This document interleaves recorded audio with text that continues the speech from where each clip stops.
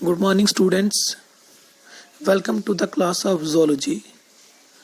Today, I, Dr. Rakesh Kumar Gupta, going to proceed with the very first unit, that is diversity in living world. And in this unit, we are going to start with the first topic, that is characteristic features of living organism. अब अगर देखा जाए तो जो भी students हैं वो सोचते हैं कि सर ये तो किसी लेमैन बच्चे को भी पता होगा कि लिविंग ऑर्गेनिज्म के क्या कैरेक्टरिस्टिक फीचर्स हैं.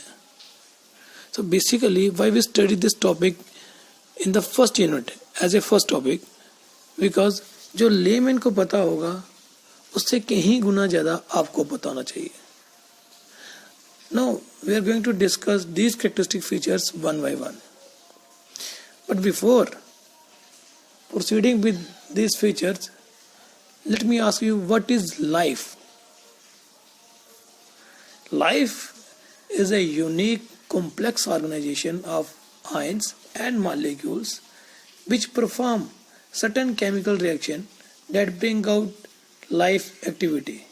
It means हमारी जो life है बेसिकली एक complex organization है जिसमें आयंस और मॉलिक्यूल्स आपस में इंटरेक्ट करते हैं, ये रिएक्ट करते हैं और इनकी वजह से जो रिएक्शन होती है वो बॉडी की कोई एक्टिविटी परफॉर्म कर देती है और इन्हीं एक्टिविटी को हम बोलते हैं कि ये लाइफ है. अब कैरेक्टरिस्टिक फीचर्स के लिए number 1 characteristic feature is definite shape and size. It is a living organism that has a definite shape and size. For example, cat, rat, bat, human being, monkey, chimpanzee, they all have definite shape and of course have a definite size. Then the second characteristic feature is organization. Now, organization means level of body build-up. In the process of evolution, the level of organization has been changed from cellular level of organization to tissue level of organization, then organ level of organization, then system level of organization, and ultimately highly complex organization of multicellular organism, for example human being or any other organism like dolphin, whale, elephant, etc. So this organization we can also clearly make you understand by showing a figure. Here in this figure you can say atoms, they get interact with each other to give rise to the molecule, then ultimately give rise to polymer, cell organelles, cell, then tissue, organ system, and this organ system give rise to the human being. The third characteristic feature is growth and development. Of course, growth and development is a peculiar characteristic feature of living organism. You cannot expect growth and development from non-living organism. For example, a chair that is you have kept in the room since last 10 to 12 years, you cannot see a movement when it grow. तो non-living organism कभी भी grow नहीं करते हैं. It is the only living organism जो grow भी करते हैं और डेवलपमेंट भी शो करते हैं. Then reproduction is the ability of the organism to reproduce so as to insure the survival of its species. तो हम रिप्रोड्यूस क्यों करते हैं? ताकि अगली जनरेशन पैदा हो सके, और वो रिप्रोड्यूस करती है ताकि उसकी अगली जनरेशन उनको रिप्रेजेंट करने के लिए पैदा हो सके. और ये अल्टीमेटली जो मोटिव होता है वो ये होता है कि हमारी जो स्पीशीज है वो सस्टेन करे. अगर ह्यूमन बीइंग, कोई भी ह्यूमन बीइंग रिप्रोड्यूस ना करे तो उनकी अगली जनरेशन नहीं पैदा होगी, और ऑफ कोर्स जब अगली जनरेशन खत्म हो जाएगी तो ह्यूमन बीइंग का नामो निशान भी खत्म हो जाएगा. Similarly it is applicable to the other organism. So main motive of reproduction is survival of the species. Metabolism is the sum total of the chemical reaction that take place within the body of the living organism. तो living organism की body में जो sum total of the chemical reaction होती है उसको हम metabolism बोलते हैं. अब ये जो केमिकल रिएक्शन होती है करती क्या है, कुछ केमिकल रिएक्शन क्या करेगी, वो खाने की ब्रेकडाउन सेलुलर लेवल के ऊपर करेगी ताकि एनर्जी रिलीज हो, बॉडी की ग्रोथ बॉडी की maintenance as well as body की एक्टिविटी परफॉर्म करने में हेल्प कर सके। और कुछ रिएक्शंस ऐसी होती हैं सेलुलर लेवल के ऊपर जहाँ पे जो एनर्जी रिलीज होती है उसे यूटिलाइज किया जाता है बॉडी की ग्रोथ एंड डेवलपमेंट के लिए। सो इट मीन्स दो टाइप की रिएक्शन हो रही है, एक जो बॉडी की ग्रोथ तो नहीं लेकिन बॉडी की मेंटेनेंस के लिए और बॉडी की एक्टिविटी के लिए काम आती है, और दूसरी रिएक्शन वो है जो बॉडी की ग्रोथ और बॉडी के डेवलपमेंट में हेल्प करती है। So based on this we classify it as catabolism and anabolism. As from the figure you can see the energy source, that is the energy produced within the body, it has been utilized to produce heat so as to maintain the temperature of the body, and the rest of the energy has been utilized for another purpose. In anabolism the breakdown so occur, it gives rise to the polymer form intermediate and it help in the build up of the body. Then the most important topic is homeostasis. What do you mean by homeostasis? Homeostasis is the ability of the organism to maintain its internal environmental condition with respect to the surrounding. मतलब body जो है वो अपना internal environment condition को maintain करती है surrounding के अनुसार। फॉर एग्जांपल आपने देखा होगा कि जो लिजर्ड है, स्नेक है, तो ये आपको सर्दियों में नहीं दिखेंगे। कभी देखा आपने सर्दियों में स्नेक और लिजर्ड आपके घरों के आसपास या बाहर कहीं आपको मिल रहे हैं? नहीं, बिकॉज उनकी जो बॉडी का टेम्परेचर है वो मेंटेन नहीं कर पाते हैं एज पर जो सराउंडिंग का ठंडा टेम्परेचर है। That is why they are also called as cold blooded animals. On the contrary आप देखिए ह्यूमन बीइंग, मंकी, हॉर्स, ये आपको सर्दियों में भी दिखेंगे और गर्मियों में भी दिखेंगे, बिकॉज ये अपनी बॉडी के टेम्परेचर को with respect to the surrounding manage करना जानते हैं। And these animals that can maintain its internal environment condition with respect to the surrounding, they are called as warm blooded animals. So homeostasis का मतलब ये नहीं है कि सिर्फ टेम्परेचर को ही मेंटेन करना। होम्योस्टेसिस का एक अदर एस्पेक्ट भी है, वो ये है कि बॉडी के फ्लूइड को भी मेंटेन करती है, बॉडी के अदर चीज़ों को भी मेंटेन करती है। फॉर एग्जांपल ब्लड, हमारी बॉडी में जो ब्लड है उसमें कितना पानी होना चाहिए, उसमें कितने प्रोटीन होने चाहिए, उसमें कितना वेस्ट मटेरियल रहना चाहिए और कितना एक्सक्रीट होना चाहिए, ये सब कुछ होम्योस्टेसिस की प्रोसेस ही डिसाइड करती है।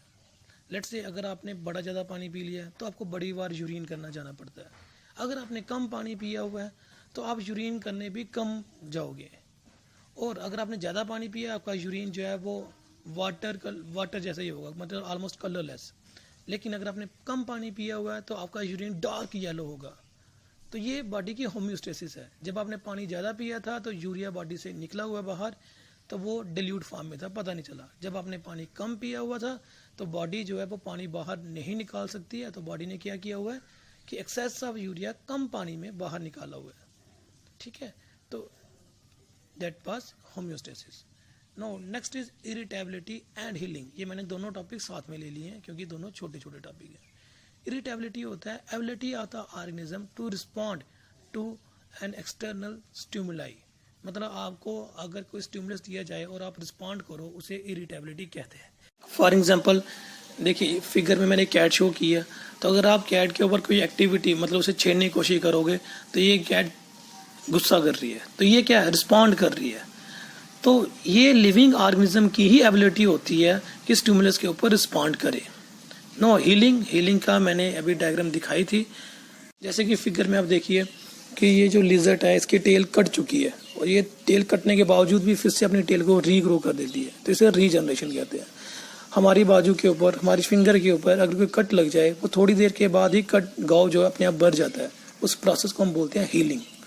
Then excretion is the removal of nitrogenous waste product from the body.